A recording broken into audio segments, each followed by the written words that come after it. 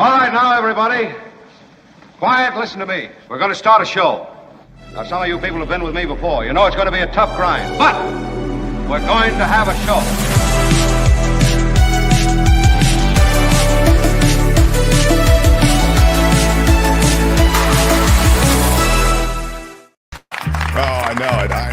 I know. I'm delighted as well. We are all out of hair and makeup, and it's a pleasure to be with you all. It's a live show, and it's affected by live events. And we love that you're with us live in the chat. We try to include the chat along the way. I am live. Kim is live. Kim, how are you? Tony is live. Thanks, Tony. And that's everybody here this morning. It's still morning, late morning on the West Coast, on the East Coast. Shout out to my East Coasters. And wherever you're joining us, thank you for being here. Most people actually don't join us live. They listen or watch the show after the fact. And we, again, shout out to all of you. I'm excited to have David Cay Johnston rejoining us in hour 2 today.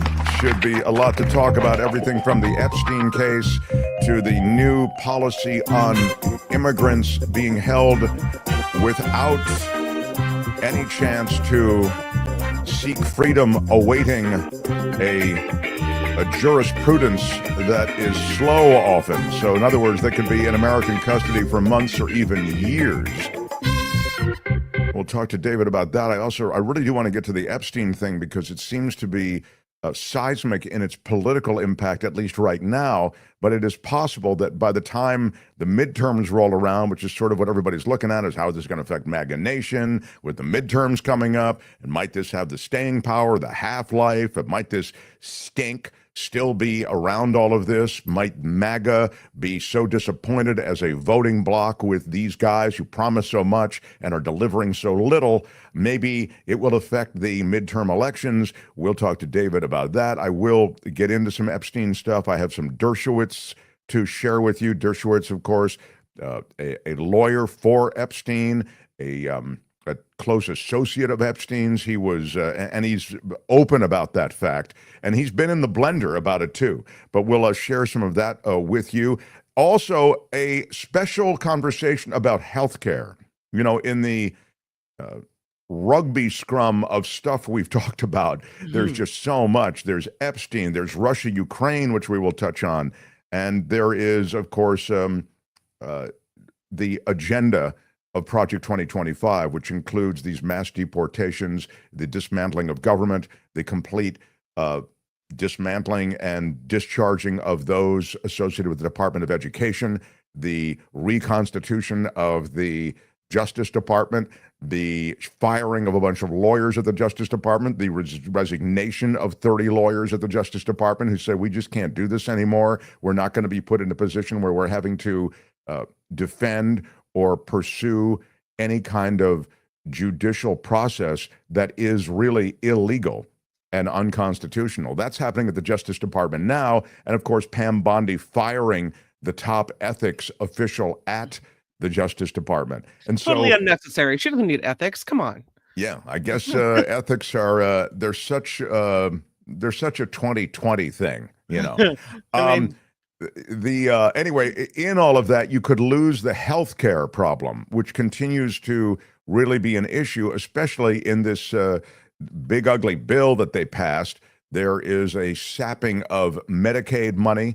There's really slashing of monies that support rural hospitals. And we have a doctor from a rural Michigan hospital with us today. And he's not just any doctor. He's someone who really knows this territory well. He's an activist, the Committee to Protect Heath Care. He's executive director. Dr. Rob Davidson will be here bottom of the hour. And you may recognize him because he's been a vocal advocate for healthcare. He was vocal against the RFK Jr. appointment. And so now that RFK Jr. is running HHS, it'll be interesting to talk to Dr. Davidson about that. So all of that is happening. I'm going to get into it right away, Kim, unless you have some reason that I shouldn't. I do not. Please proceed. All Kim, right. how are you? All right. The procession shall begin. The Mark Thompson Show. I want to shout out to the East Coast, New York City and New Jersey being inundated by rain. This flooding that Tony is showing to you now is pretty amazing. At least 2 have been killed because of this heavy rain that has hit the New York region. Flash flood warnings issued for parts of New York, Pennsylvania, emergency declared in New Jersey. These heavy rains have produced floodwaters that are sweeping parts of Jersey, New York, and Pennsylvania. New Jersey's Governor Phil Murphy declaring a state of emergency because of flash flooding and heavy rainfall, telling people to stay indoors. One area, North Plainfield, New Jersey, a house caught on fire, collapsed, maybe because of an explosion there. The family inside had evacuated. New York City again, subway service temporarily suspended in some places while other lines were running with severe delays because of the flooding. Yeah. So the MTA is trying to deal with it in New York, but you can see the water making it onto subway platforms and even onto subway cars. That's pretty scary. Yeah, it's super scary. It is not completely without precedent, but they say this is the second greatest amount of rain in the span of a single hour ever recorded in New York City. There was more than 2 inches of rain that fell on Central Park. And so that is what's happening along the eastern seaboards. Yeah.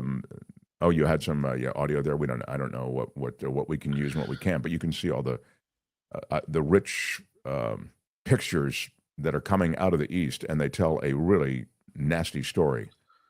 If I was on a subway train and the water was rising in a station like that, that's so scary. I don't know what the protocol is for opening the doors or how you get out and whether the station is safe and you're underground. This is, what a nightmare. The drivers of these trains are used to some of the floodwaters coming into, again, the subway is the subway, right? It's subterranean. So they are used to there being water draining into some of these systems. They are designed to drain out. But obviously, if they're inundated by too much water, then the drain can't work quickly enough. And so you do end up with some of these situations that typically, I think, the drivers are dealing with because they've been trained to deal with it. But again, these extreme weather events are stressing even those who are trained to deal with it in ways that they haven't been stressed before.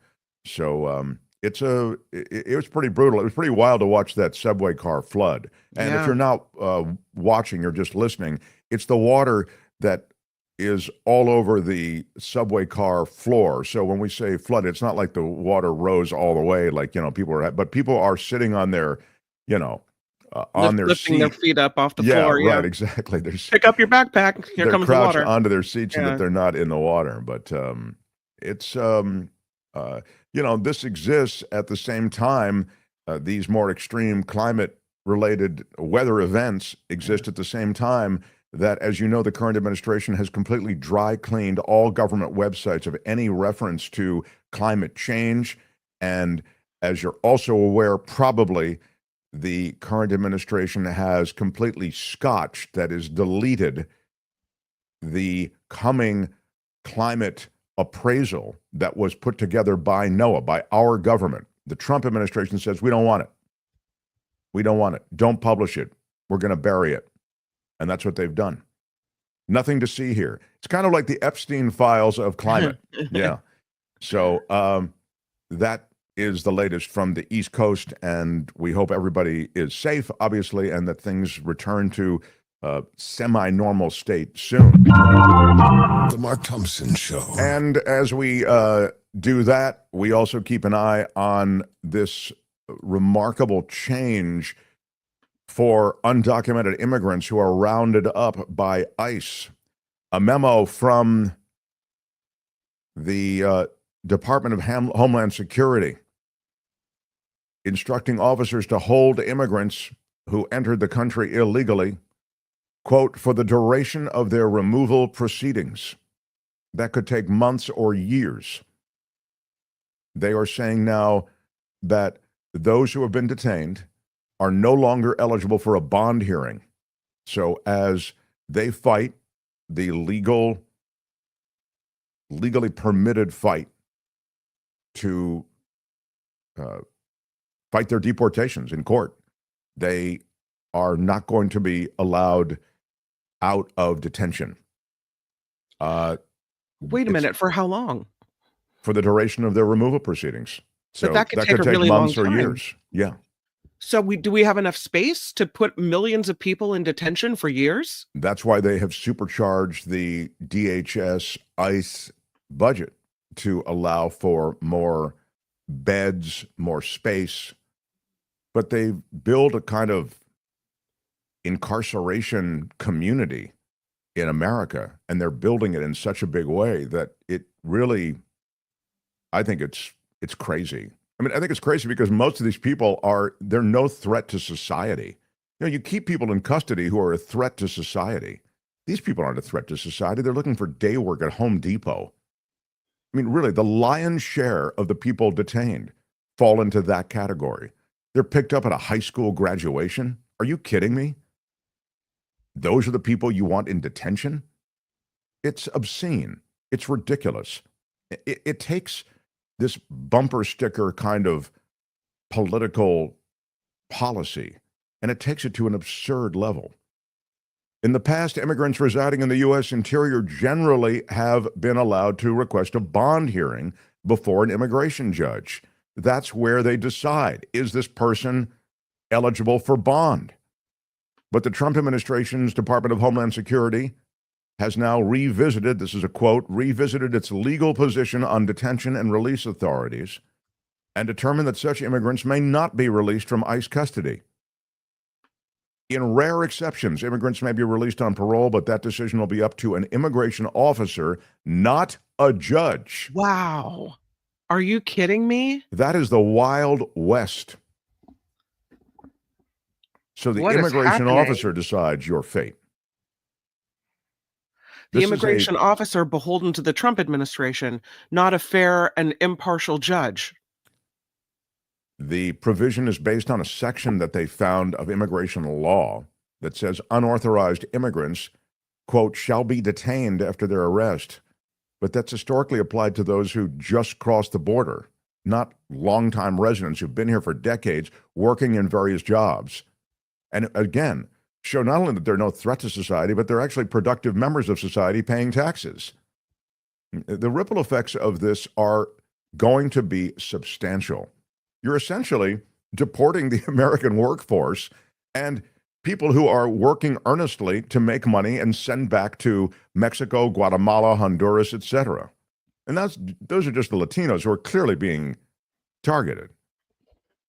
So this new detention policy comes days after Congress and that spending package, it's $45 billion over the next 4 years to lock up immigrants for civil deportation proceedings. So that's going to allow ICE to double the nation's immigrant detention capacity to 100,000 people a day. Hey, they are serious about this. They said they were going to do it, and they are. I think it's being done wantonly, recklessly, and without regard to the repercussions. But this is where we are now in America. We'll get David Cay Johnston to weigh in on this when he joins us. I wanted to also get to the gift that keeps on giving, and that is the Epstein files. The Mark Thompson Show. When David Cay Johnston gets here, I will ask him about the Epstein files, primarily because they become such a politically important thing. In addition to whatever substantive aspects there are about the Epstein files, that is to say, was there collusion? What's involved? Was Epstein a spy? Were there powerful people involved? And so these are why the cover-up and why the about face by the current administration. We'll ask him about that, but I wanted to touch on it here because there has been a lot here. And it's funny, Ro Khanna has actually pushed for the House to release the Epstein files. In other words, Democrats are demanding now that Republicans released the remaining Epstein files, trying to put the GOP on the spot, right? Mm-hmm. You guys said you were going to be so transparent. You said it was all about Democrats, and Democrats were literally in bed with Jeffrey Epstein, and all this bad stuff was happening with Jeffrey Epstein. It involved all these high-profile people, from Bill Clinton to large donors. Okay, let's see it. We'll actually push through an amendment.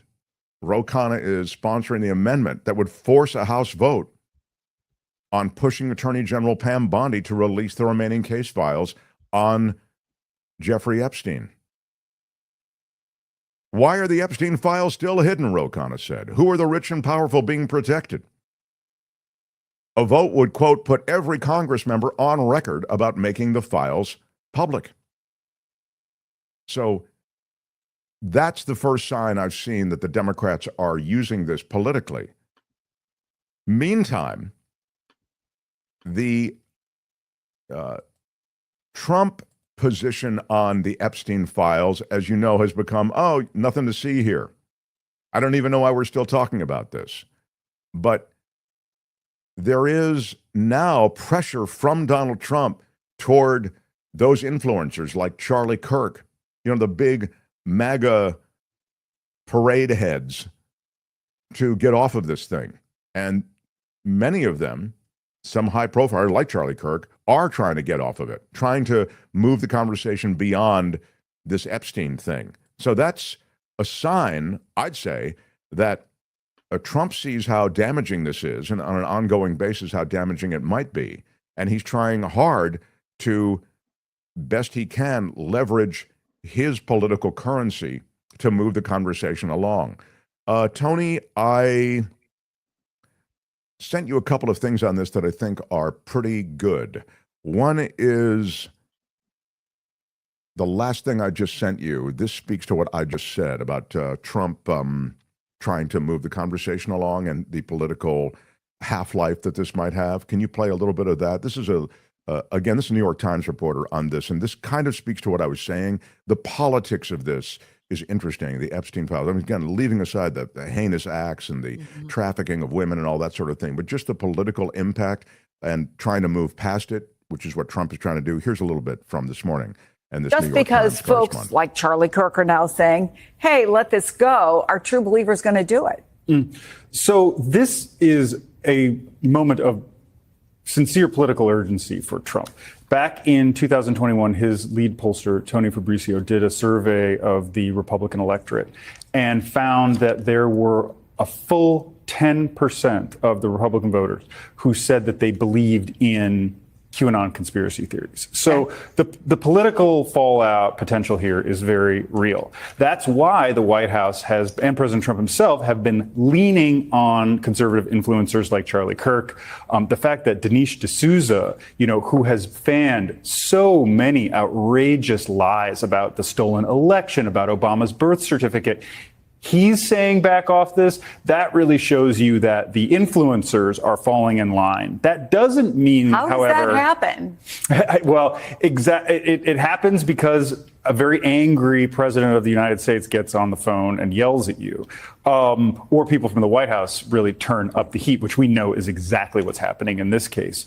But that doesn't mean that the average voter, the MAGA moms and dads, are just going to forget and move on, because for years they were told, elect Trump, elect MAGA Republicans, and we won't lie to you. We will get to the bottom of all of these cover-ups that have disenfranchised you, that have put these powerful people in positions to abuse their authority and to, do the most egregious, unimaginable things possible, like sexually abuse children.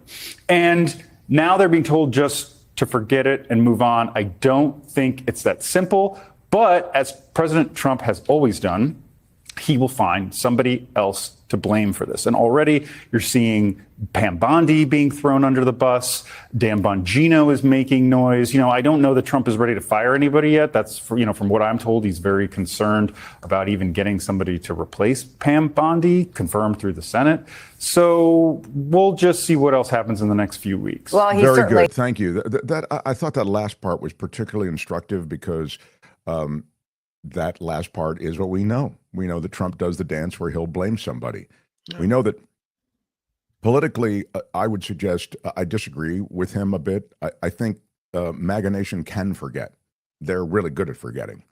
And that's the way cults work. And again, he was sort of making a distinction that those in the cult of MAGA, they may not forget, but it's the people on the edges who feel like it's been an us versus them thing. And us, now when we get in there, we're going to be transparent, but it turns out the us is them. Everybody's them. That this government, here comes the new boss, same as the old boss type thing. And so on some level, I think they can forget, but it will be an effort to make them forget. Anyway, we'll talk more about the Epstein situation. Also have the Dershowitz stuff that I want to share with you as we continue.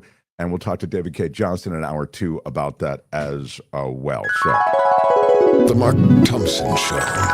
I'm excited to talk to this guy. He is he's the real thing when it comes to activism around healthcare in America. He really has been at the forefront of so much. He's executive director of the Committee to Protect Heath Care. He is himself an emergency physician in West Michigan. You know, they talk about rural hospitals being affected by the cutbacks in Medicaid. We've talked about it quite a bit on this show. This is one of those rural hospitals, and Rob Davidson knows these rural hospitals because he's actually worked in one. Dr. Rob Davidson, hello, sir. Hey, Mark. Thanks for having me. Of course. I'm really anxious to talk to you about so many things. I know we'll be limited a bit in time, but I'll get right into it. And I say so many things because I think the state of healthcare in America is just being threatened in so many ways. I'll get to this big, ugly bill that affects the hospitals and affects Medicaid support and so many who need desperately to be supported by government assistance in one way or another when it comes to healthcare. But I wanted to, you were really active prior to RFK's confirmation. And you made points passionately and sensibly about who this guy is. As you've seen HHS and NIH coalesce now around this guy, I wonder if you could just speak to that. Yeah, it's as bad as we all imagined. I mean, our organization had 22,000 plus doctors sign on to a letter nationally urging the Senate not to push this through, urging Senator Cassidy. Unfortunately, he was given assurances and voted yay, and others followed suit. Now we're hearing because of those assurances. And it's all come to fruition, what we talked about, and probably then some. This guy fired the entire vaccine advisory panel for the CDC because of conflicts of interest. So he said the same day installed 8 people to replace the 17, and one of those 8 had to resign because they alone had more conflicts of interest than the 17 combined. I mean, that just sort of sums it up. He's, continued to sow mistrust about vaccines. And then just the grift with this guy. I mean, one little nugget, one little quote from an appropriations committee testimony that he gave was about wearables. Okay, so we're like sports watches, but glucose monitors. Okay, for people with diabetes, these are critically important, right? When do I give myself insulin? When am I heading for a crisis?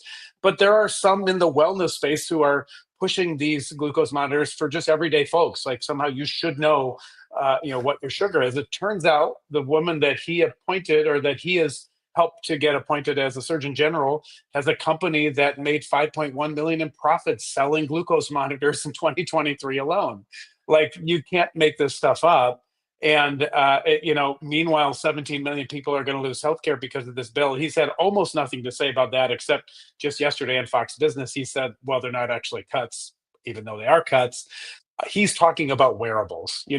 If you learn your sugar's high or your sugar's low and you don't have insurance, what the hell are you going to do about it? I don't know. I don't know if he knows, but somebody's going to get rich off of him pushing this stuff. Oh, that's such a good point. I mean, the point that, this information is great, but if you have there's no action plan and no way to pay for it, then, what's it good for? Is this the beginning of, I don't want to overstate it, but I feel as though it's the beginning of a healthcare collapse, or at least that's a defensible position at this point, as you watch all of these different fronts that you described? Yeah, I don't think it's alarmist to be saying that. I don't think it's hyperbole to say that. But I mean, the beginning of the collapse probably started under Reagan, with privatizing so many systems in healthcare. We now have Medicare. Over 50% of Medicare recipients get privatized Medicare under Medicare Advantage, right? Big insurance companies making billions of dollars off of us as taxpayers paying into Medicare, and then Medicare doling out 20% more per person on average for people in these plans. And then when they need health care, they can't afford it. It's more expensive, right? These plans give them, gym memberships, and yet when they're actually hospitalized or they need a test or medication, they're nowhere to be found. Is Medicare So Advantage yeah. really something of a scam, Dr. Rob Davidson? Yeah, it's a total scam, and we've all been warning that Republicans want to privatize Medicare, and we kind of have those arguments around that notion. And the reality is, Medicare is already privatized more than 50%. It's a big scam because again, it's the transfer of taxpayer dollars. Every single dollar you earn, in earnings, not dividends, right? Not pass-through income, not the money that Jeff Bezos is making, the money that you and I are making and regular folks are making. Every single dollar of that is taxed, for a total of about 3% goes into Medicare. And they're doling out those dollars to places like United Healthcare and Cigna and other for-profit entities that are just raking in the profits. Yeah, I mean, it's so consistent with everything that, as you say, it's been in the works for decades, the privatization of so much. Now it just seems to be supercharged with the control of government complete. And the Congress, I'd say, the GOP completely in the thrall of or in fear of the chief executive. And so they've been able to push it through at a pretty intense pace. And so we get to that big, ugly bill that undercuts Medicaid completely, that saps these places. And you're very familiar with these places. These rural hospitals are talked about because they are on the front lines. I was making the point, and correct me if I'm wrong, that it's not just that Medicaid patients get their bills paid. It's that the hospitals themselves depend on revenue coming from Medicaid on some level to remain open. Absolutely. That's how Medicaid works. It's insurance. The tropes we're hearing from folks on the right of someone, a 29-year-old sitting in their parents' basement playing video games collecting Medicaid. Unless this person has a little clinic down there and they're seeing patients, they're not getting anything from Medicaid by playing video games. Now, if that person ends up having appendicitis and they can avoid having a ruptured appendix, and if they're a woman having infertility later in life, or if not, if, getting septic, Medicaid would pay for that hospital bill. We want it to, right? We want people to have affordable care. At least some of us do. And so that's what taking away Medicaid does. It takes away those revenues from hospitals that disproportionately depend on people on Medicaid, because people in those communities at a higher rate have Medicaid than they do in suburban communities. Even though so many of them have voted for the very people who voted for this legislation and the president who signed it. I mean, the place I work, about 70% supported Donald Trump. And yet, a third of the patients who come in our doors are Medicaid recipients. 40% of the people having babies in the labor delivery unit. We had our chief of OB came down just about a month ago as this was all being discussed in Congress and said, I don't know how we possibly stay open to the extent that we are currently open and offering services if this thing goes through, because those revenues, those resources, they don't just go away for people on Medicaid, they go away for the whole system. And then everybody in that community, even the 60% not getting Medicaid, having babies in those L&D units, they don't have a place to go either. I don't mean to drag you into the politics of it, but by the same token, you just referenced the fact that so many of the patients that you see are supporters of this president of the MAGA movement, which is the reason they're going to lose their Medicaid. Can you speak to that and that disconnect, at least as you've sort of observed it? Yeah, I mean, it's very much a disconnect. And let's be real. This movement to take healthcare away from folks, this is really not MAGA. This is a Republican fever dream for decades, right? Since before Reagan, probably. Certainly when I had a conversation with Mike Pence in a diner in Iowa about Medicaid. Yeah, we found that. Block grants. Run that. Run. Do you have it, Tony? Run. This is Dr. Rob Davidson. This is Mike Pence when he was vice president. And you basically lay it out to him. We'll just run a couple of seconds of it, but it speaks to how you've been on the beat for a long time and how this has been an issue for a long time. Go ahead, Tony. Hey, gentlemen. Hey. Hey, how you doing? Dr. Rob Davidson. How you doing? Hey, Rob. Good to meet you. Hi there. I'm Joel. Joel. So I'm Nice to meet you, Mr. Vice I'm an President. emergency doctor. I'm worried about plans they talked about last week of maybe cutting Medicare and then the rollout today of cutting Medicaid. I work in one of the poorest counties in Michigan, and my patients depend on expanded Medicaid. So how is that going to affect my patients? Yeah. I hadn't heard about cutting some Medicaid. Cut Medicaid, yeah. The head of CMS announced the plan to let states file for waivers so they could get block grants. So that would essentially cut the amount of money going to the states. So that would cut federal Medicaid funding. Is that a good idea? Actually, when I was governor of Indiana, we got a waiver from the Obama administration that actually allowed us to expand Medicaid coverage in the states. Right, Yeah, but now but they're that's not talking the about Obama scaling administration back anymore. Medicaid So I don't know too. if people can hear this very well. A lot of people are just listening, but you really call them out and you talk about. Yeah. But as you were saying, that was just again another planned body blow. Yeah. Block grants were a way they could cap funding at a certain amount, and then states would just have to fend for themselves. That was right before COVID. That was the end of January 2020. I didn't predict what could happen, but during COVID, so many people were out of work. So many people needed healthcare. Medicaid went from 70 million to nearly 100 million people on Medicaid temporarily. And with a block grant system of like a fixed dollar amount from the feds, states couldn't do that. People would have been left hung out to dry. And so, yeah, this is something they've been working on. Now, why people, particularly in the communities like where I work, would vote against their interests, I hear that a lot. I have great compassion for these folks. I mean, there are people I've been serving for 20 some odd years, like hardworking people who care about their neighbors in their community, who I honestly think just don't know that this is what they're doing, right? They're very engaged on a lot of social issues and social media where the algorithms just stoke anger and division. And so that anger drives people to vote in a certain way.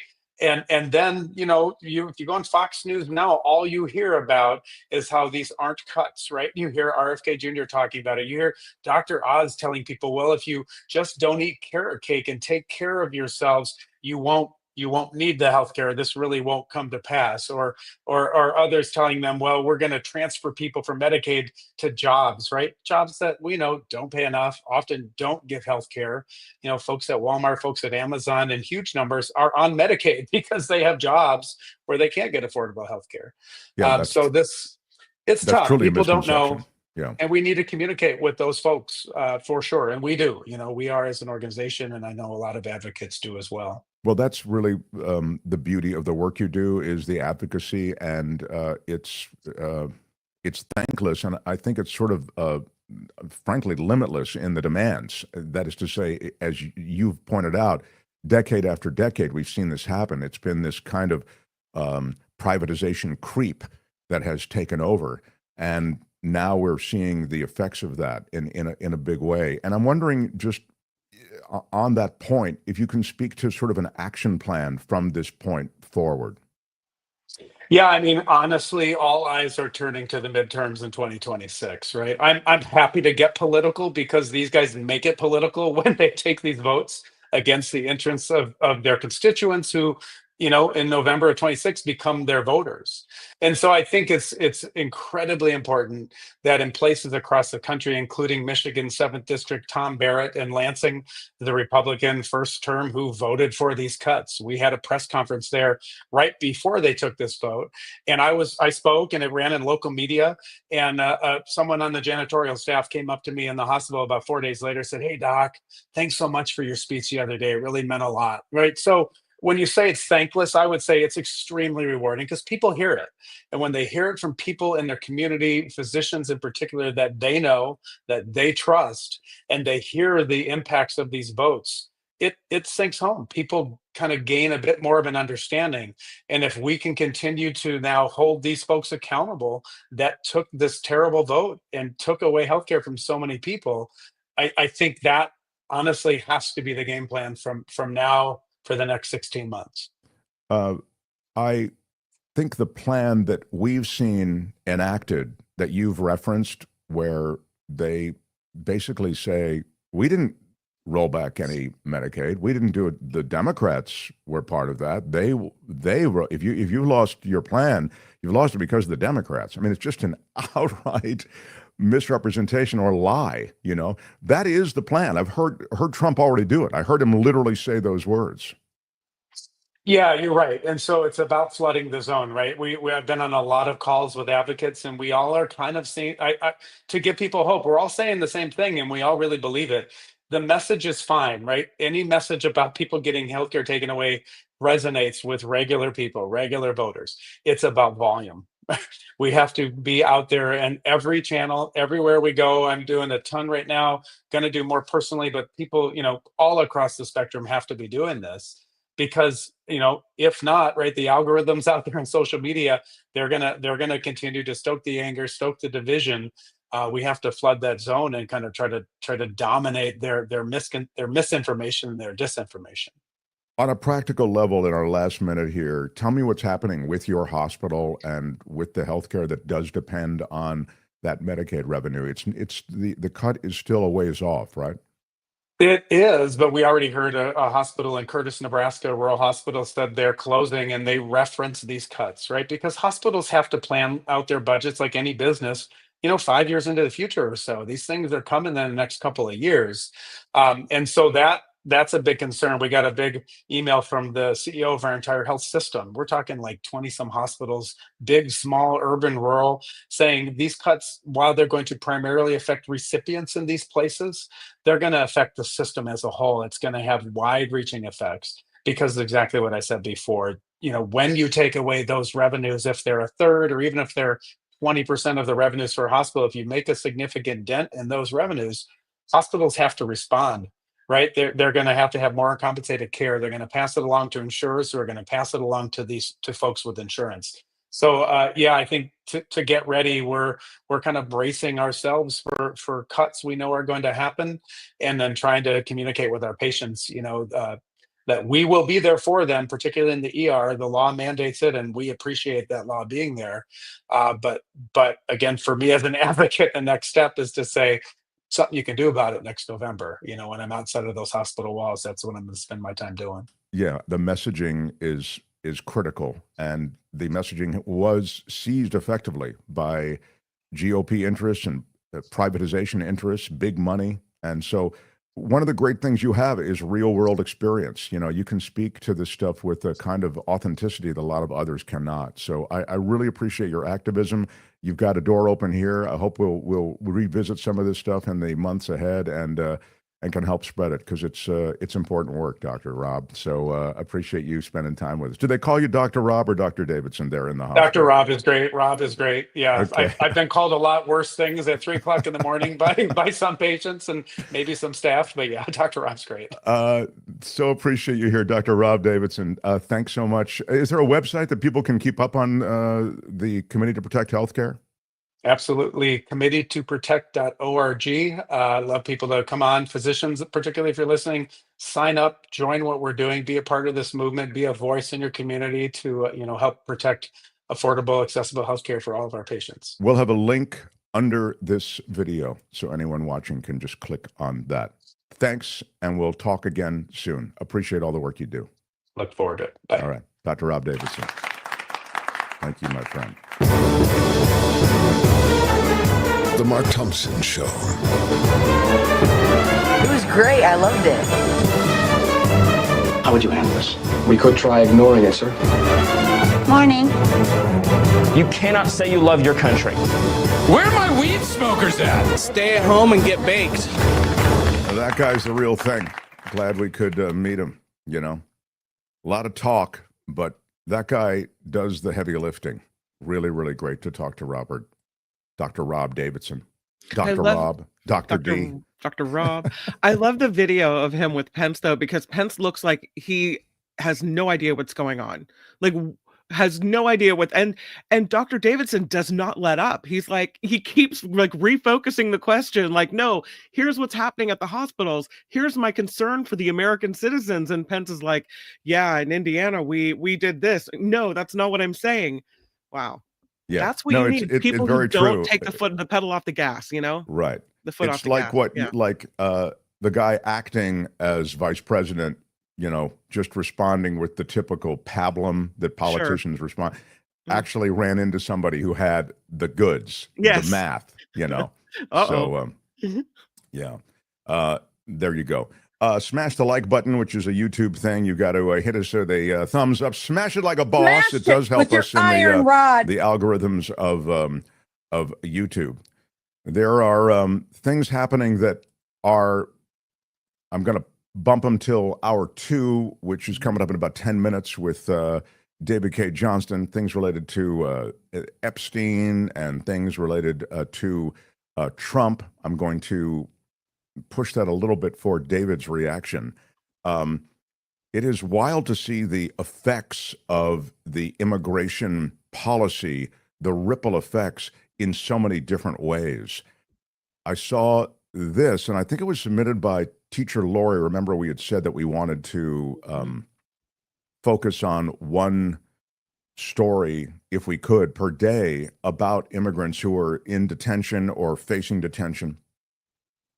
And this is the story of a child care worker.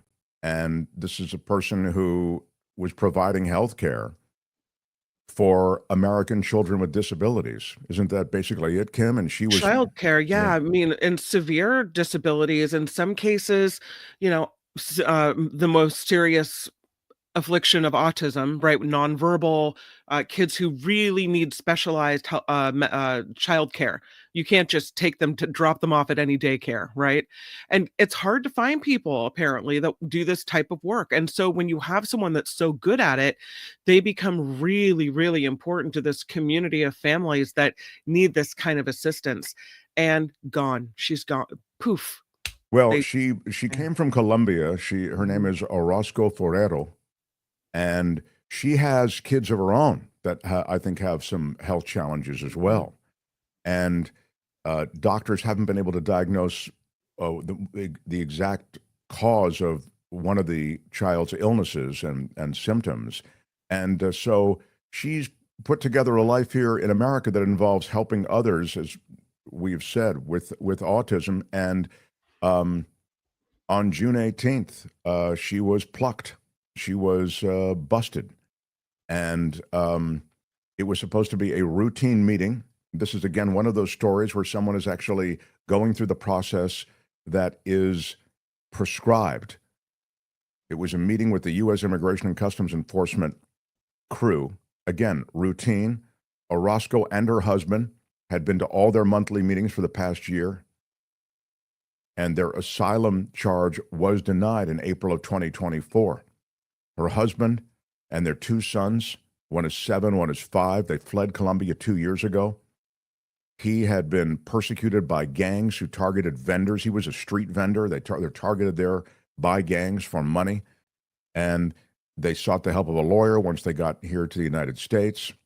And they have been monitored by ICE. Weren't they wearing, I think, wrist monitors or ankle monitors so that ICE could monitor them the whole time? In other words, everything was done very much above board. And ICE had said, and this is kind of one of the reasons they felt a little bit better about their situation, that they were ICE was prioritizing people who had violent pasts or some kind of felonies for deportation first. And then Orozco saw reports of undocumented immigrants being rounded up at their immigration appointments. And her family says, wait, you might not want to go to that appointment, right? Yes, exactly. But she does. To her, her credit, she's trying to do it right.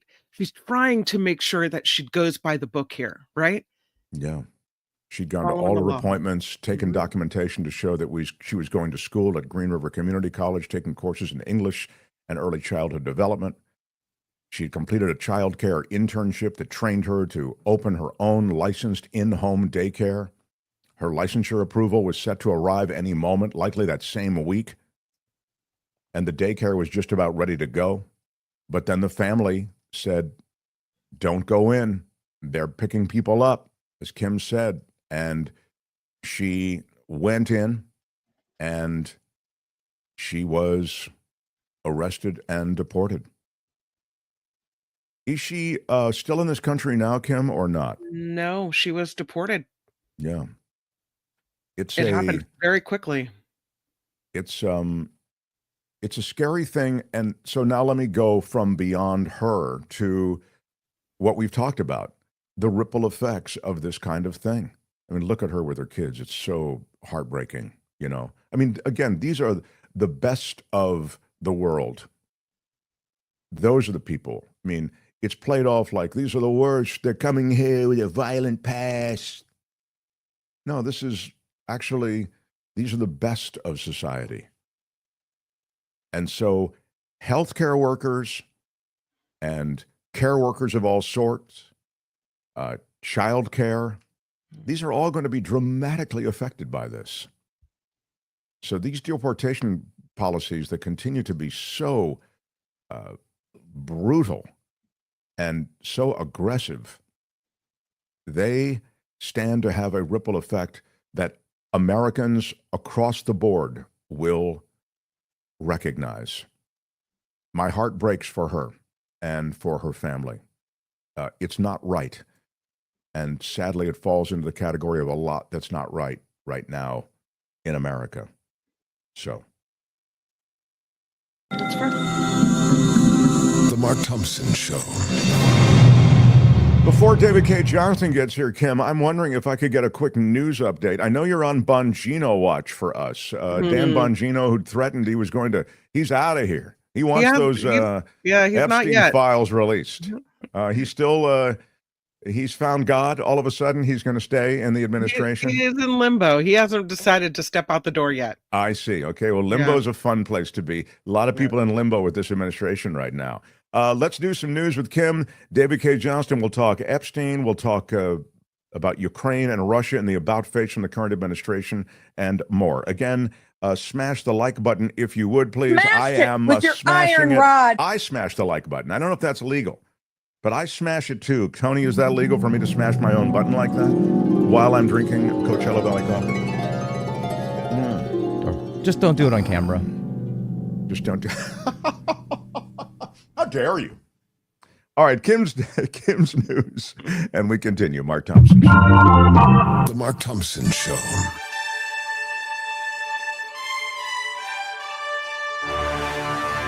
Yeah, on the Mark Thompson Show, I'm Kim McAllister. This report is sponsored by CoachellaValleyCoffee.com. And since you're putting me on Bongino watch, let me just say that a story out of The Independent in the UK says after the DOJ released that memo where there's nothing to see here, move along on Epstein, the White House officials reportedly confronted Dan Bongino and FBI Director Kash Patel over a story that was leaked to News Nation. And what the story said was that the Justice Department had stopped the FBI from unsealing further evidence related to Epstein. So Patel and Bongino denied to the Trump folks that they're behind this leak. Bongino's so frustrated that he gives an ultimatum to President Trump: fire Bondi or I'm going to resign. And he purportedly, Bongino, didn't show up to work on Friday. I haven't heard whether he was at work yesterday, but I don't know. So according to CNN yesterday, Bongino on Friday didn't show up to work. So we'll see. And apparently Trump is really, really upset over this whole Bongino flap. So in other news, President Trump says he is disappointed, but not done with Russian President Vladimir Putin. The president expressing his disappointment with Putin during an interview with the BBC, and it comes after he threatened Moscow with sanctions over its war with Ukraine. The comments from Trump also followed the announcement of a deal with NATO to send more weapons, including Patriot missile systems, to Ukraine. And speaking of that, a new report says Trump has encouraged Ukrainian President Zelensky behind closed doors to ramp up strikes into Russian territory. The Financial Times reports Trump told Zelensky to carry out strikes deep into Russian territory and asked if they could hit Moscow with long-range weapons that the United States would provide. Man, what an about face. I'll talk to David Cay Johnston about this, but what an about face Trump has done on this. This is insane. Now he's stirring the pot, asking, could you hit Moscow with any of these long-range missiles if we provide them? I mean, it's really, I don't know if he's trying to light a fire under Putin. I mean, I don't give Trump too much credit for strategizing like that, but otherwise, I don't understand it. Or if he's just spoiling for a world war. Do you want me to put a pin in the news, or do you want me to keep on going? Give me one more story, and then we'll bring David on. Senate expected to vote soon on a package cutting approximately $9.4 billion in congressionally approved spending. Senate Majority Leader John Thune making the announcement shortly after securing a key vote from Senator Mike Rounds. According to Thune, the vote is on track for today to discharge the rescissions package out of the Appropriations Committee and then proceed to the floor. So this is a clawback of money. And it's amazing how the GOP, they're jihadists. They're going after it all. They're not only appropriating money through that package, that big, ugly package, but they are going after previously appropriated money and clawing it back. It's an extraordinary thing that you're witnessing in politics in America right now. I mean, this is a political party with a tight grip on everything. One last story, just a note. The Trump administration is filing notice, as we expected, to appeal a federal judge's order blocking immigration raids across 7 Southern California counties. The judge citing Fourth Amendment protections against unreasonable searches and seizures, the ruling saying immigration authorities may not base their suspicions solely on a person's apparent race or ethnicity and the fact that they're speaking Spanish or English with an accent. The case will now move to the Ninth Circuit Court of Appeals in San Francisco. And this report is sponsored by CoachellaValleyCoffee.com. It is, as we say, the best coffee that will ever pass your lips, the best tea that will ever pass your lips. CoachellaValleyCoffee.com. Let me have a sip right now. Oh, yeah, bring it on. That's their new, is it the Clarity blend? Is that what it is? It's Clarity, so that's the lion's mane coffee. Oh, I love it. Keep your brain clear and thinking, so you don't fall victim to conspiracy theories and MAGA crap. You gotta drink your Clarity and make sure you're all right. CoachellaValleyCoffee.com. It is, and you get the discount just for being a Mark Thompson Show listener. It is Mark T, no spaces. Mark T gets you 10% off, so check it out at CoachellaValleyCoffee.com. On to David Cay Johnston here. I'm Kim McAllister. This is the Mark Thompson Show. Feel it in your soul. The Mark Thompson Show. Right on, everybody. It's exciting to welcome him back after a hiatus. How about it for the great David Cay Johnston, Pulitzer Prize winner, now at RIT. Professor, always great to see you, sir. Good to see you. I was commenting before. And I must say, you sent us some Coachella Valley coffee, and we've been on it ever since. I love it. David Cay Johnston with it. Synchronous sips. I love it. David, I'm going to ask you to respond to this right out of the chute. This is Tony with a $7 super chat saying, don't you think Trump, this is about Putin and about the about face on Ukraine, meaning now he seems to be talking to Ukraine about longer range missiles being provided and American aid being stepped up. It's really, it's wild that this same guy seemed to be completely doing a kind of a surrender on the part of Ukraine when he first took office. Anyway, don't you think Trump is just faking his anger at Putin and giving Putin more time, another 50 days, to destroy Ukraine? Wow. What do you think? Well, there are a lot of people who are certainly thinking that. I was stopped at the gym today by one of my Ukrainian friends, and that was exactly their argument, that this was really a head fake. And my answer to that is, no, I don't think so. Donald is, let's keep in mind, first and foremost, Donald is appallingly ignorant. He doesn't know anything. And what he does know is this. He promised that on day one, he would bring an end to this war, and he hasn't gotten it. And he knows that over time, this is very damaging for him if this war goes on. So he needs to do something to cement his position and to shore up the trouble he's got. And at the same time, he's got to be very wary about what's going on about the Epstein files and the level of disenchantment going on among the MAGA crowd, who, after all, well, very tied to Donald, could be wooed away by somebody else who promised them what they think they want in their similarly appalling ignorance. I do think that the game is going to change here between Ukraine and Russia. The Europeans have been stepping up more because they recognize that if Ukraine goes down, they face a half century of expansionistic wars by the Russians, even when Vladimir Putin is gone. I mean, the next guy in line to replace Putin, it looks like, makes him look less serious. So, right. It's odd that the rogues gallery ahead is pretty dangerous. But Donald can turn on a dime. Donald can turn around tomorrow and resume his nonsense that Ukraine started the war and Ukraine attacked Russia because he there's no principles, there's no interest. And I don't know if you saw Friday or Saturday this long rant he gave in the White House in response to a reporter's question where he talked about magnets lifting airplanes into the sky. It's about 7 minutes into the video, and it's indicative of Donald's not only poor mental health, but combine that with his just utter lack of knowledge. For those who don't know this, Donald had to be told why there was a memorial at the USS Arizona when he was taken there a couple of months into the first administration. And how anyone in America could not know a date that will live in infamy and what happened at Pearl Harbor in 1941 is beyond appalling. It's not just anyone either. It's the President of the United States. Yeah. And he simply doesn't know anything. It's all bluster. So you're saying don't give him too much credit for the 3D chess of the Ukraine-Putin back and forth. Right. Yeah. Right.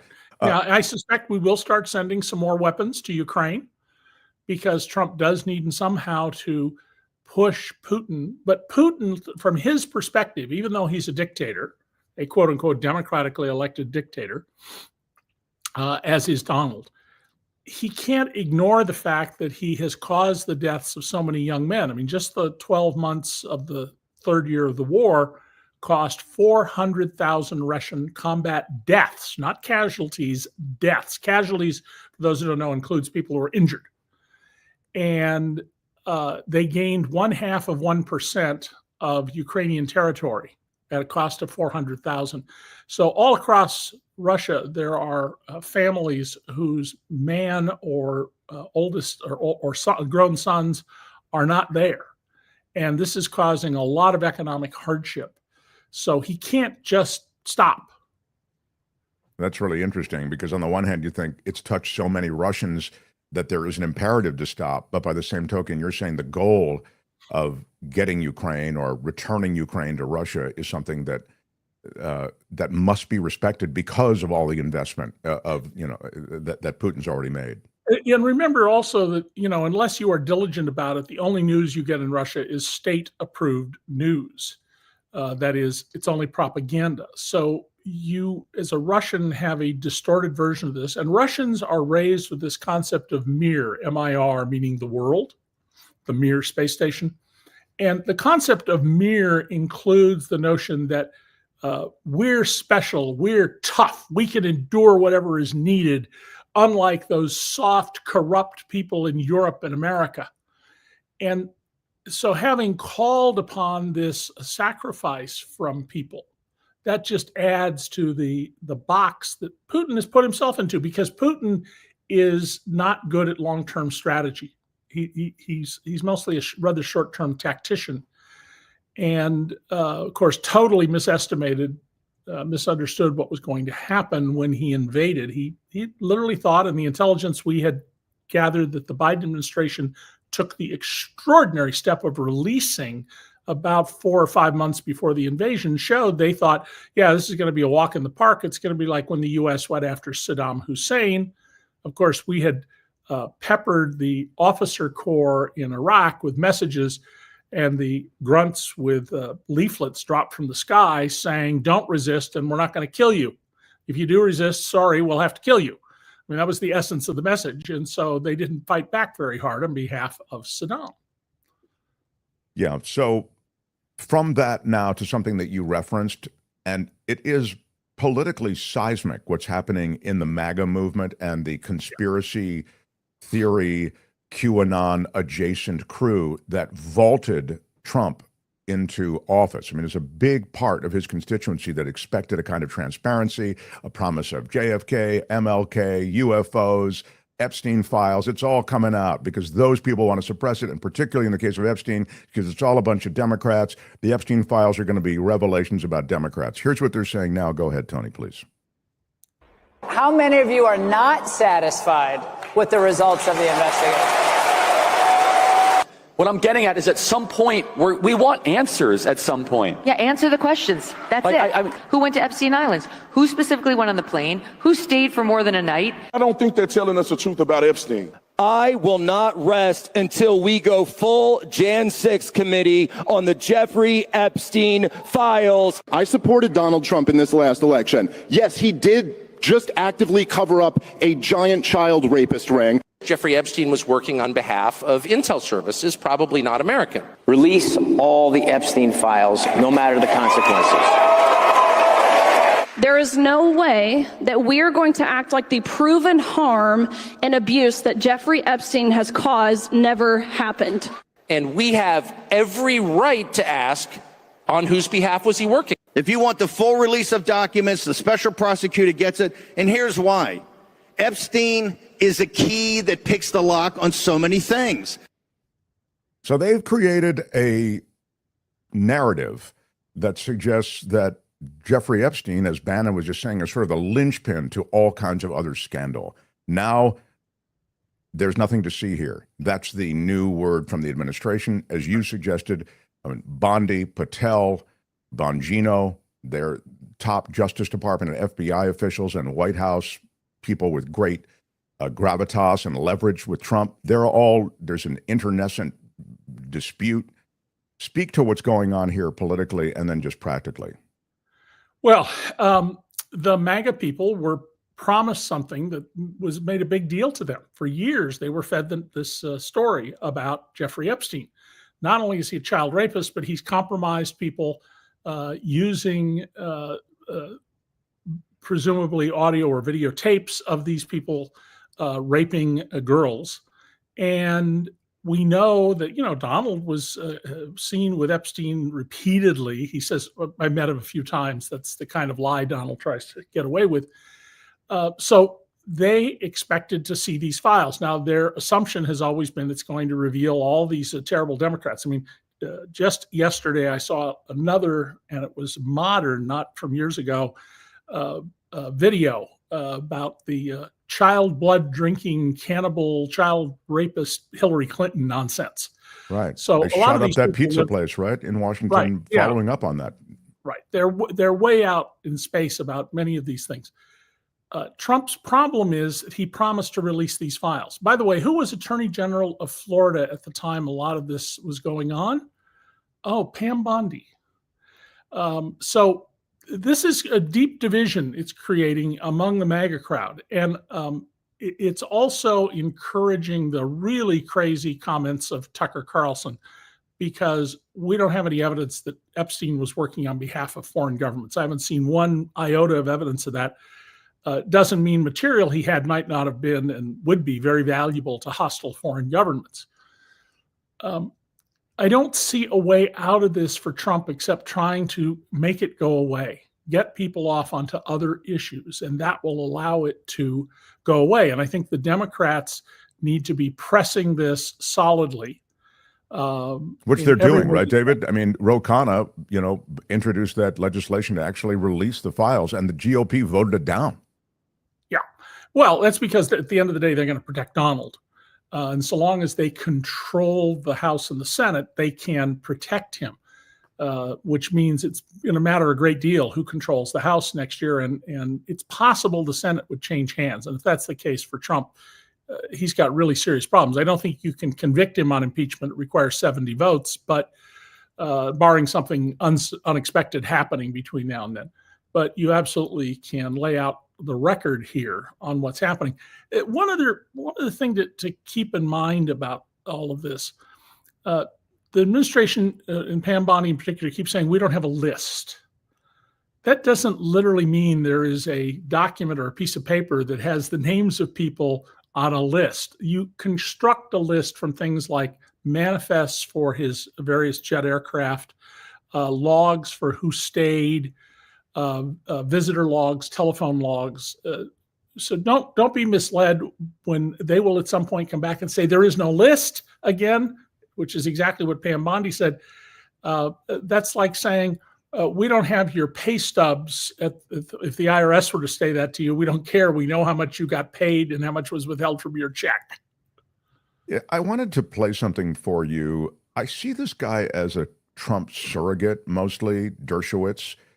Yes. He's a problematic figure in many ways. He's also a very smart guy, obviously, which makes some of what he says, he's represented, as you know, so many, including Jeffrey Epstein, makes so much of what he says a little tough sometimes to decode. I want to play a little bit of it, though, for you and just get your reaction. This is Alan Dershowitz talking about what you're speaking about, the existence of a list, a file, names, etc. Go ahead, Tony.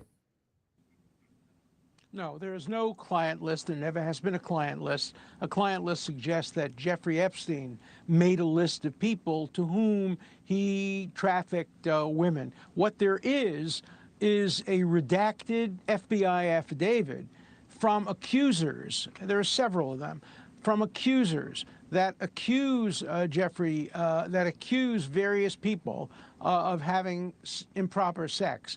And that has been redacted. The names of the people accused have been blacked out.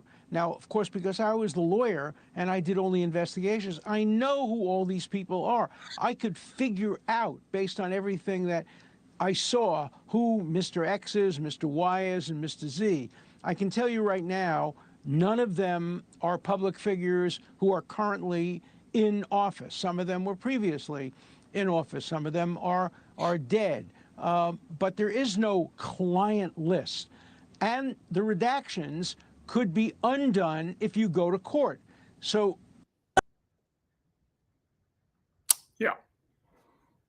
I see him as a surrogate, so I try to, allow for that in discounting whatever he has to say. I also see him as something of an Epstein insider, David. To be fair, he, along with Trump, they were with Epstein a lot. I mean, Trump and Epstein were a couple of, international playboys who were together all the time. I mean, a lot of the time. Sure. But Epstein also close to Dershowitz, certainly in terms of legal representation. Give me your thoughts sort of on what Dershowitz was saying. Well, the most important thing he said, and it was very subtle, was he excluded Donald Trump from the list of people because he said no one currently in office. And this has been part of the effort to say these were Democrats. There are probably some Democrats in there. They're Republicans. I don't think they were picked for their connection to power. They're also trying to argue that Epstein was not blackmailing people. Epstein has no known expertise in finance. He had no track record in finance, and yet he ended up managing a large volume of money for several very wealthy people he drew into his circle. So I think it's not unreasonable to believe that what Epstein would do is he would get you in a compromising situation, and not in any confrontational way, but a very subtle business-like way, make it clear that you needed to have him manage some of your money. I would love to just see the track record on who deposited money with him, what the investment returns are, and what the withdrawals were on behalf of Epstein. Notice I said on behalf of him because I'm sure he was very sophisticated about all of this. The royal family has essentially cut Prince Andrew out of the mix. To think that British intelligence isn't able to figure out what was going on here and whether his denials were credible would be foolish. Of course, they have figured that out. and that they have cut him out of the mix tells you that this is not some imaginary issue. And remember, we have a whole group of young women. At the time, some of them were 14 years old, who have come forward. They've been consistent in their stories. Julie Brown's reporting in the Miami Herald on this has been solid. All of it is held up to these tremendous attacks by people around Trump. Dershowitz is, as someone who, apart from being a professor at Harvard Law, represented people in some very famous criminal cases, has proven very adept at how to confuse people, how to lead them away from rather obvious facts, which is one of the key roles of criminal defense lawyers. That's your job, is to get your client off. So I think that what should happen is the administration should go to court and say, we want court approval to remove all of these records, all of the redactions, and put it out there. Now, Dershowitz does make one point, and that is that there are people in there who are being accused by someone else. Well, let's treat them in two categories. People who are in Epstein's own self-generated files, which brings us to my last point, which is one of the defenses being put up now is, well, it was really Obama and Clinton, that people working for them, who created these files. Biden's people created these files. Utter nonsense, and just a further effort to confuse the MAGArati, who are also the ignoranti of America. That is absolutely exactly what's happening today. I mean, the day's special, political special of disinformation is exactly what you're saying, David, which is this entire thing was concocted by the Democrats, and they will try to find a way to tag the Democrats. Now, last thing on this, and then I want to move on to the immigration policies, which are increasingly shocking. But the last thing is that they have successfully, I mean, through sweat, through threat, or just charm from Trump, moved some of these influencers, MAGA influencers, off this subject, gotten them to kind of, nothing to see here this. It's remarkable the power of the White House and of Trump to get that to happen. Well, all White Houses have a lot of power to get people to either bend to their will or back off. I mean, who wants to go get into a big fight with the President of the United States with the resources he has, particularly Donald, who has no compunctions about finding excuses to go after you? And there are lots of things our government can do to hobble your life and make it difficult. If that's what people are instructed to do. And remember, the studies by Milgram and Zimbardo and others show that somewhere between 10 and 20% of people will not just follow orders, but 80% roughly will just do what they're told to do.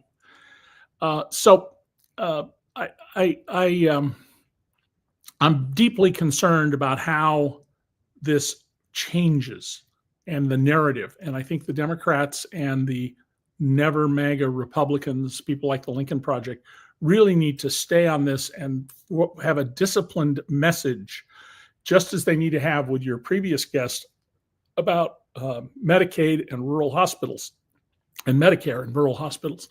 They need to have a dedicated message, a tightly disciplined theme to keep pushing this issue and not letting it go away. Now, remember that the MAGA crowd, more than people in general, operates on a visceral level. These are not people who get paid to sit around and think about issues. So they can be moved, but you've got to have various outrages. One of the things the Democrats could do is get some of the women who haven't come forward publicly. Their names are in the record but redacted. Get some more of them to come forward. Put more information out there. Talk about Prince Andrew and the fact that the royal family has pushed him aside, very clearly done that. And then press also for the financial records, because the financial records are going to tell you, of course, he was running an extortion scheme. Right. Yeah, I mean, it seems the Democrats are doing some of this. We'll see how it all games out. Yeah. They are. They seem to be doing better on this. They've been flailing for a long time. This will not get them what they want. it will simply limit what Trump and his people can do.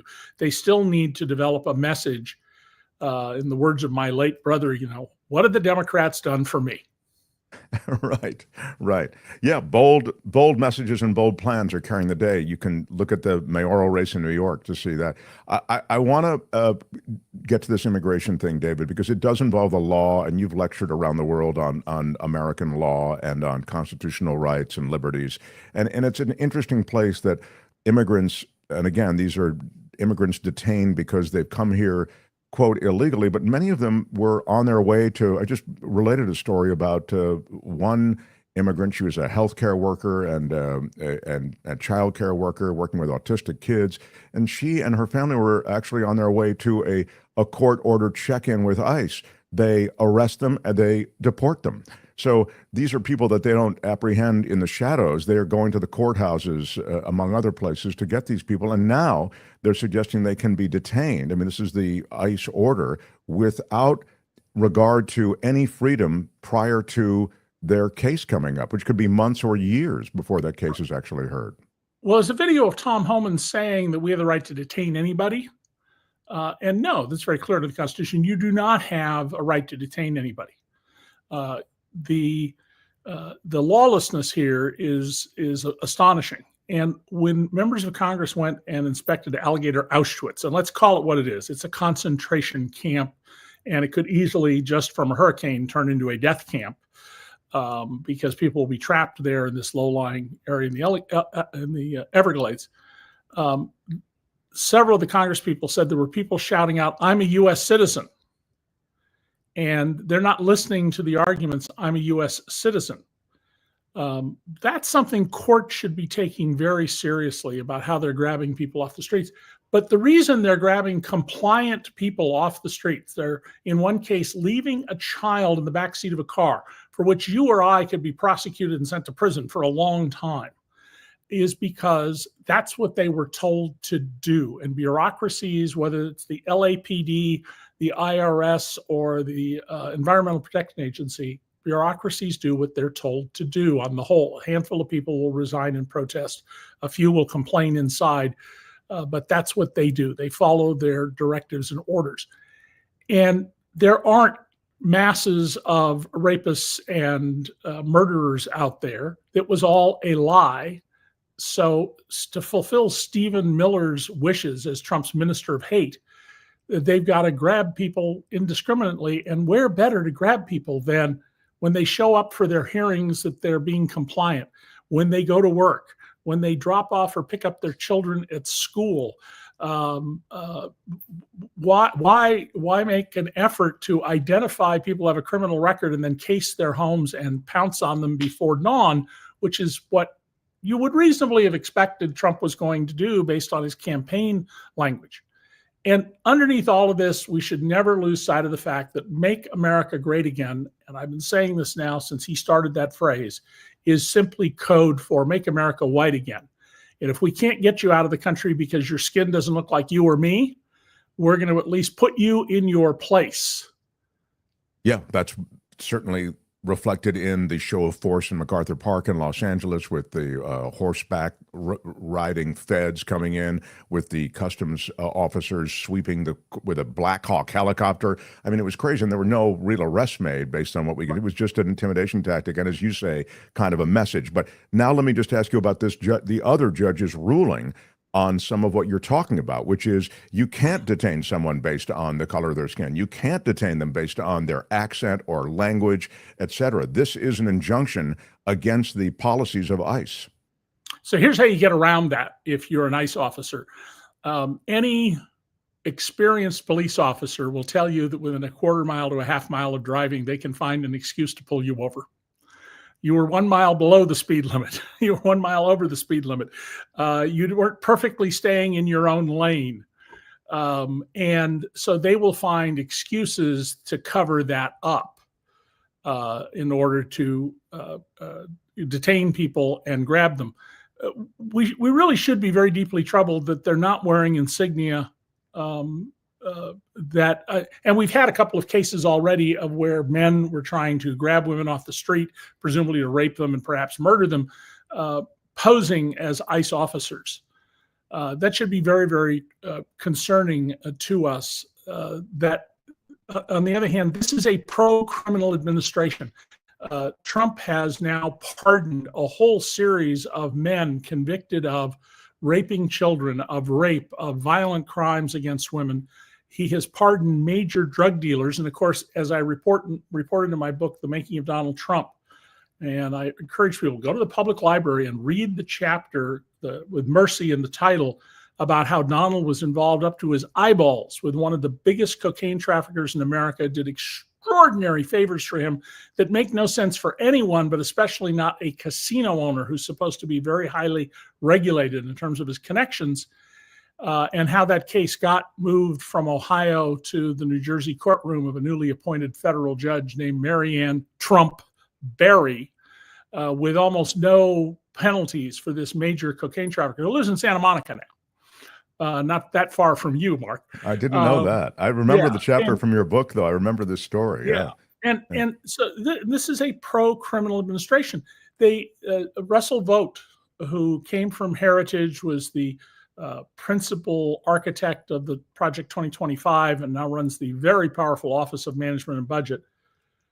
He also used one of his secondary positions that Trump has given him to arrange that Navy Federal Credit Union, which appears to be this very corrupt nonprofit credit union, was supposed to pay $80 million back to Navy members and veterans who'd been overcharged, and $15 million in penalties. And they just wiped it out. So it's also an anti-veteran presidency. They've cut the VA. They've cut VA services. And as I mentioned in the show before, as the son of a 100% disabled veteran of World War II, this is something I am not completely unbiased about. That's it gets deep into my soul. But they are systematically enabling and helping criminals they think are their friends. Some of the people Trump pardoned have been rearrested for crimes. Donald Trump is helping sexual predators, particularly those who go after underage girls. So we need to really make sure that message gets out there. By the way, go look at there's some really fantastic reporting going on in the New York Times, the Washington Post, the Wall Street Journal, some in the LA Times, and The Guardian, the British newspaper that has a US edition, The Guardian, about a lot of this stuff. But the one thing I've seen very little coverage of is these pardons of criminals, serious criminals who are doing the very things Trump ran against. I'm against murderers, rapists, and drug traffickers. Really? Who are you pardoning? Because he's doing them now, and he does one later, and he does another one later on. Well, if they pledged a kind of allegiance to Trump, if they've been MAGA worthy, then that really is the only litmus test. We've talked about a bunch of these cases, and it's really as bad as David is saying. And there's some very good evidence. Some of these people, Mark, have been putting money into Trump's pocket through their family, through campaign contributions, through buying meme coins, and through other devices. Because Trump now has this terrific corruption mechanism to enrich himself. And, you know, for years ago, I proved Donald wasn't a billionaire. The government then established that shortly after I did. Months after. He's now a billionaire. Yeah, he's finally made it. He's now a billionaire. He's a billionaire from corruption, not from anything he did that built a better mousetrap, but provided a better service, but from corruption. That's one of the great virtues of crypto for him, I'm talking about, because it allows this flow of billions of dollars that are just untraceable. In terms of identity. Oh, they're traceable now if we want to trace them. It's very hard. They're traceable, yeah. The blockchain gives you traceability, but yeah, as you say, you have to have the mechanisms, governmental mechanisms to do it. I'm going to let you go, but I did want to get to tariffs today, and maybe next week we'll know more, because I think, we'll know whether he's just, juking and jabbing, or if he's actually, going through with this, but he's this 50% tariff on Brazil. He's putting Vietnam back on the griddle. I don't understand why. This is a system of real patronage. You make me think about it when you talk about his corruption, because this is straight up patronage. It's these different countries coming to Donald Trump and trying to give him something to give them a break. Well, Donald is very mercurial. He can do things on a dime. He doesn't have the legal authority to be doing these tariffs. Congress controls tariffs. Article 1, Section 8, Clause 1. The very reason that we replaced the first American Republic under the Articles of Confederation with the U.S. Constitution was so we could be taxed by our Congress, so we could tax ourselves through Congress. And that's not a power held by the president. But yeah, Donald promised lower prices. Your coffee's going to cost you more, folks, because of this. And what really we should be focused on is the longer range damage, because the rest of the world is not calling up Donald Trump, as he claims, and saying, "Oh, Mr. President, thank you for doing this, sir. We appreciate it so much." Absolute fantasy. You're already seeing indications the EU has developed a tariff list calculated to strike back at us. You're going to see people hurt, like the people who make bourbon in Kentucky, if you're a bourbon drinker in Europe. The Canadians have now said through their government, our relationship with the U.S. is over. And Donald, Smith, we don't care about Canada. It's irrelevant in trade. It's our biggest trading partner, our biggest number one trading partner, which tells you how ignorant Donald is.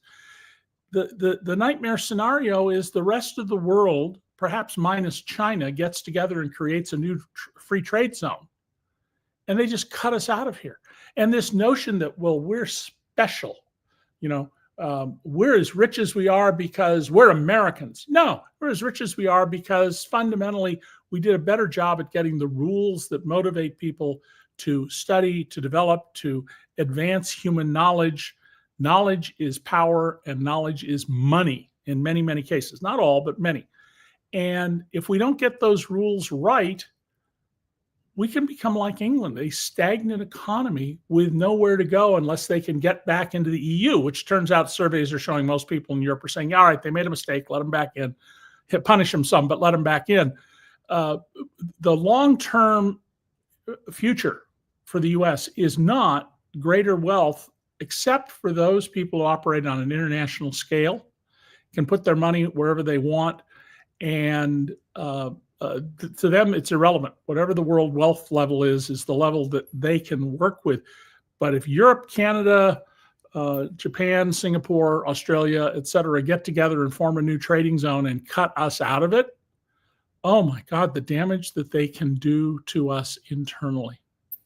Yeah. Without ever firing a shot, without ever doing anything except being nice to each other. Yeah, this is the new real theater of conflict, right, David? Trade has really been, and economics has been, and relative economics, that is to say, countries relative to each other. That's really been where there has been conflict and tension and things that are then worked out diplomatically for years now. It's such an odd thing to have this president. It's so odd that when I say this president, it even just shocks me that he was able to pull this off, because you just say it was really a con. And I think it's one of those things where you become president based on a good rap these days. It's just right. I mean, I don't know. I'm expressing general frustration, but I appreciate all of your thoughts on this, and let's visit again next week. Thanks again for visiting with us. All right. David Cay Johnston, everybody. Yeah. It's just a tough to believe, Feel it in your soul. The Mark Thompson Show. What can I say? What can I do? So great to have David Cay Johnston. It's trying to skip around all these different subjects and have him weigh in. Why does Richard say, is the Mark Thompson Show mad at me? Why do they say that? I don't understand why we would be mad at him or why he would say that, Kim. And I don't know. You're always the person making people mad at us. I blame you. I have done nothing. Yeah. Well, I don't know. You did something. I think perhaps we haven't shown his super chat yet. Well, why haven't we, Kim? I mean, I blame you. Okay. Kim, I don't know if I'm to blame always. I blame you. Things to do. Richard Delamater with a $10 super chat. Thank you, and a big shout out to you, Richard. Big shout out. Richard is in our big get together. We did June Swoon. He was rocking all kinds of he had what would you call it? Almost like an opium den going at his place. I thought, it was a personal party. Yeah. He says, case dismissed, not mine. I'm back, biatches. Biatches? Beaches? I'm sure he means biatches, though, don't you think? Yeah. Case dismissed, not mine. I'm back, biatches. Mark, have you seen the YouTube footage of MAGAs wearing their gear in ports of call in Mexico? They're getting their asses kicked. Oh, I have not seen that. Tony, have you seen that stuff? I don't know. They are kissing my ass. You sure they're kicking their asses and not kissing their asses? They are kissing my ass. And the president says they're kissing. So you may want to check on that. But I didn't see that, and we have our best people on it, and our best people in the form of Tony. Thanks, Tony. So thank you for that. Jim Slayton says, did you know that Trump kept the original FIFA trophy? This is making future 2028 Olympic gold medalists nervous. This is a great story, which I do have in there for us. This is when Trump, we showed yesterday the picture of him on stage as the team won, which he's not necessarily supposed to be there, but he was. So to the surprise of the players who won the trophy, there's now video of him. He's pocketing the trophy. No kidding. Like, no joke. He takes it and he puts it in his pocket, and apparently they're making a replica for the team. Oh my God, that is trophy, absolutely incredible. Oh my God. Yeah, I just said that. That is incredible. Yeah, it is. The real one's now in the Oval Office. Oh my It's God. the same thing where, he took the clock from Marco Rubio. It's like if he sees it and he wants it, it's his. That's it. Wow. You're not getting it back. Thank you for that. I didn't see that story. Thank you, Jim Slayton. Thank you for Kim. I guess Kim was aware of it and had it in the show. We just haven't gotten to it. Yeah. So is this the moment that he actually takes it? Is that what you're showing me? He gives the medal to one of the players. Here he is shaking hands. See, there. And he's got a medal in his hand. Is that what you're talking about? Yeah, it looks like he was given that medal. Yeah. I don't know. Dr. Rob was so informative and knowledgeable. What a great guest. I agree. He was terrific. We'll get him back. And he's, he's the real thing, right? Mm-hmm. Holman calling from Cousin Erie. Thank you. And by the way, thank you for these super chats, everybody. I appreciate that. We're crowdfunded, so I appreciate that. $6 super chat from Cousin Erie. Holman calling all alligator Alcatraz prisoners child molesters. Is that what he did? I mean, that's despicable. Most of the people who are detained have no criminal record whatsoever. I mean, apart from the fact that, I get it, they are undocumented here. I don't mean to speak to all undocumented people. I'm sure there are violent people, gang members, etc., but they make up, by all estimates and statistics that I've read, they make up 1% or less of those being detained. So, $5 super sticker from Wes. Thank you so much, Wes. Big shout out to all of you with your super stickers and super chats today. JR says the detention camps are run by contractors. They aren't even deporting the people they kidnap. They keep them in cages as a means for private prison companies to profit. It's pure evil. I don't at all disagree with that. In fact, I think that this privatization of so many aspects of government, including the immigration policies, which are largely dependent on erecting these detention camps nationwide. They're going to be a bunch in California also, and in Florida and across the country. It's associated with a for-profit industry of warehousing people, 100%. And what I'm also concerned with, and I've expressed this concern, and when we talk about unidentified ICE agents and we talk about detaining people and those people involved in detention wearing masks and driving unmarked vehicles and unmarked uniforms, I worry about it then spilling over even beyond just the immigration community. I mean, the community of those who are being detained for immigration purposes. But I already feel as though what they're doing with this immigration policy is crazy.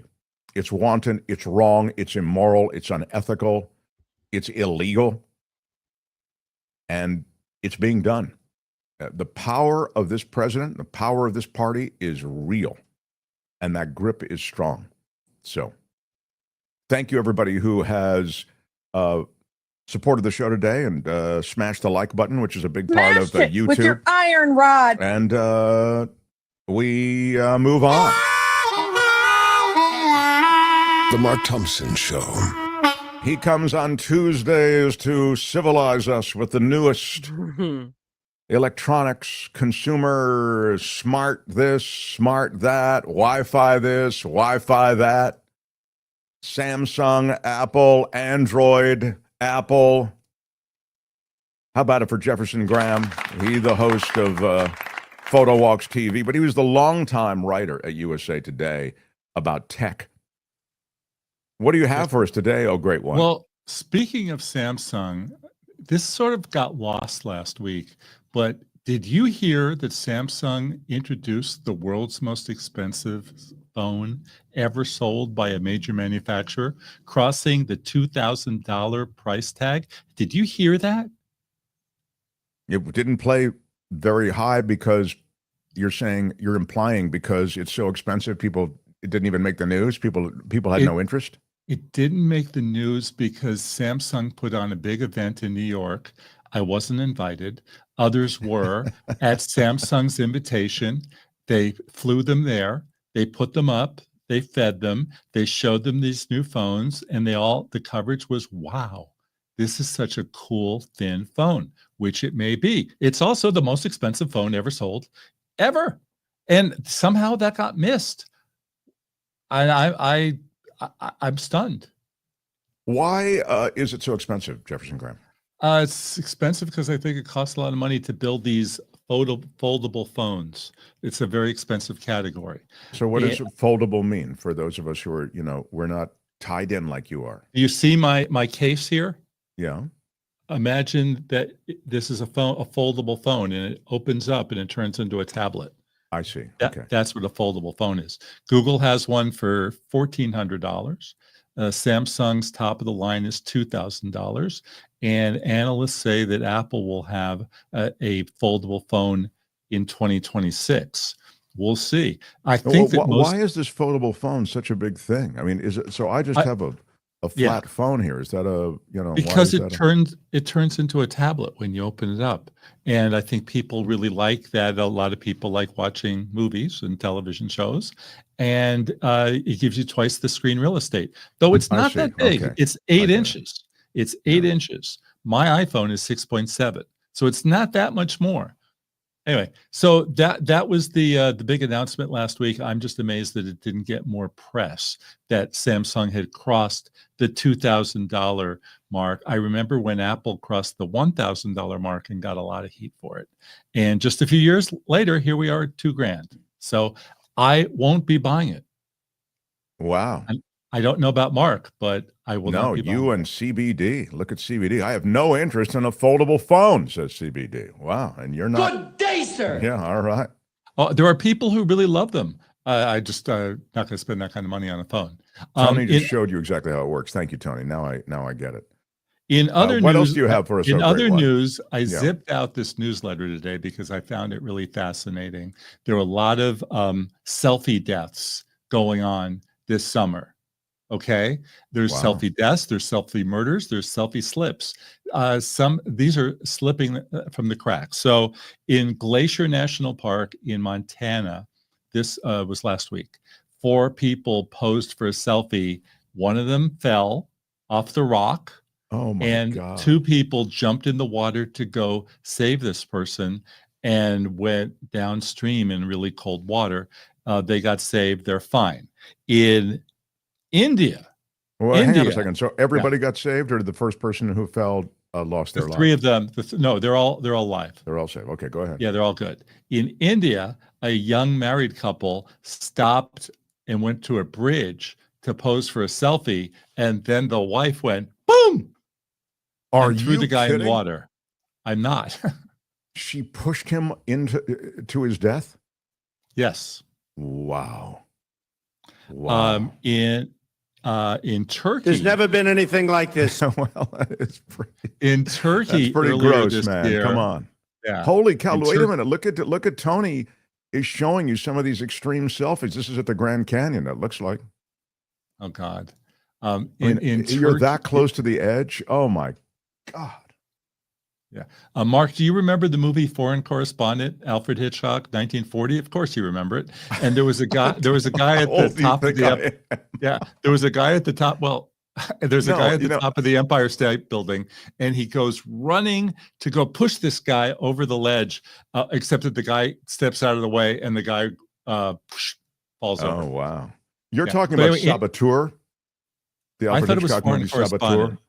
Tony, could you check on that? I have my reputation at stake. The one I know that Google it does have a person being dropped to their death from a high is Saboteur, and I think that's Hitchcock. Well, I think not foreign, but maybe it was Foreign Correspondent. You know this stuff better than I do.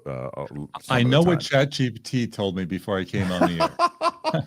Okay, great. Okay, so in Turkey, a couple went up to a cliff 1,000 feet up in the air. She's 7 months pregnant. They pose for a bunch of selfies, and then he pushes her.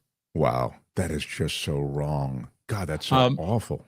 That's terrible. And then there's the animals. When animals attack in Yellowstone, a guy posed with a bison for a selfie, and the bison gored him. And he's alive, but he's not great. And then in Florida, some idiot posed for a selfie with a crocodile, an alligator, and the alligator got hungry and ate this person's hands. Wow, that is an extraordinary story. And I said, don't F with animals, man. Don't F with them. And be careful with your summer selfies. Yeah, I guess. Gosh. Don't stand that close to the edge. And if you're with somebody and having a fight ahead of time, definitely don't pose a selfie with that person. Oh my God. This is news you can use, as they say. That's right. That's right. Are you in for the rest of the summer, or are you? Oh no. You're going back out on the road? Yeah, but it's a short one. I'm going to Scottsdale, Arizona, July 30th. And what's in Scottsdale? Best Western. The sponsor of my series is having a meeting of their hotel managers, and they've invited me to come be part of it. And so wow, look at you, Mr. Best Western. I love it. Yeah. Well, you can find Jefferson Graham. Photo Walks TV is on YouTube. Jeff has been a great friend to the show and helping getting us set up now a couple of years ago when we first came over here to this platform. He's invading people's space and their homes. He's taking pictures of their house. They come out angrily. Those are some of the best moments on Photo Walks TV, but he is just wonderful, and I encourage you to check it out. Jeff, thank you for spending a part of your Tuesdays with us. I really do always love seeing you. Thank you. Thank you, Mark. Jefferson Graham, everybody. Right on. Right on. Well, I'd love to continue. The Mark Thompson Show. But Richard Delamater says, I said biatches instead of bitches in an effort to be respectful to the show. Oh, mm-hmm. But I'm going to use kitchen from now on. Or bitchin', is that what he wants to write? Probably. Richard, thank you for the $5 super chat. But I'm left confused. I said biatches instead of bitches in an effort to be respectful to the show. That part I get. Yeah. But I'm going to use, and then you say kitchen from now on. Is that, and if, so I always feel like I'm stupid, not hip. So I turn to Kim, who is a little hipper. I think it's a typo, but you think it's perhaps, bitchin'? Yeah. Now, Heather says, Richard, this is no place for respect or decorum. Yeah, it's true. Can I roll back to that story we had with Jim, who did the super chat about the Trump walking away with the trophy? Yes. Okay, so here's the story. And there's a picture of it, but Trump was given this medal to look at by Gianni Infantino while he was handing others out to the winning squad at MetLife Stadium. The videos show Trump later tucking the medal into his suit blazer while the FIFA CEO seemingly reached for it back. Infantino appeared to shrug off the incident, they say, flashing the thumbs up and allowing Trump to keep the medal. but people were reacting to the video of this, which went viral over the weekend. They called it the art of the steal. There's a picture of him tucking it into his pocket. I think Tony kind of showed a piece of video that kind of indicated that. Yeah, that was it. He was giving it. I'm sorry. That No, to me, he was giving it. he was giving it. He was giving it to examine. No, he was giving it to look at. He was not giving it to keep. No, he just wanted to keep it. Yeah. Yeah. I don't know. I mean, and here's Tony, what Trump said. Yeah. They said, could you hold this trophy for Trump said this. They said, could you hold this trophy for a little while? We put it in the Oval Office. And then I said, when are you going to pick up the trophy? He says, we're never going to pick it up. You can have it forever in the Oval Office. We're making a new one. He said, and they actually made a new one. So that was quite exciting. It's in the Oval Office right now. Well, that's what he says, Tony. So Yeah. I don't know. I love Tesla. Yeah, he's picking up stuff everywhere. He's got the Teslers they're dropping off on the front lawn, and he's got these medals. Tony says he was kind of given the medal. So Tony, he was given it to look at, and he decided to pocket it instead of hand it back. Yeah, well, According to Sports Illustrated Yeah, and Yahoo Sports and every other website. So yeah. Well, there you go. Why at the presentation ceremony they'd be like, "Here, check it out." No, that'd be done beforehand. Well, no, but they didn't. I mean, first of all, I don't know if they had access to him beforehand, but I mean, nothing in That's bad planning by FIFA. Well, the most famous example of what Kim is talking about is Putin when he was. I was going to say. Yeah, he was with the New England Patriots owner, Robert Kraft. And kept it. Kraft showed him the Super Bowl ring that the team received. Every player receives the Super Bowl ring after winning the Super Bowl. And Putin looks at it and literally never gives it back and took it. Yeah. And that's the highest profile example. And if you go back and look at that video, you can see it. You can see that Putin has taken this ring and that Kraft has made, no real effort to, jackhammer it out of his hands. So I'm figuring Tony has it. Yeah, here's so there's Putin, a younger Putin. That's Rupert Murdoch in the middle, and Robert Kraft on the left as you look at it. And Putin is trying on the Super Bowl ring. What followed was Putin smoothly just putting it in his pocket. And that was it. Thanks. Thank you so much. Yeah. There you have it. Very, very good. They joked about it on the Tom Brady roast, says Mo Flo. Yeah. But Kraft wanted to keep his hand. That's why I didn't. That's why he didn't go after it, says Zero Sum. Look with your eyes, not with your hands. Murdoch was there too. I know. So it's good to be king, says John Watson. It's good to be the king. Ain't it true?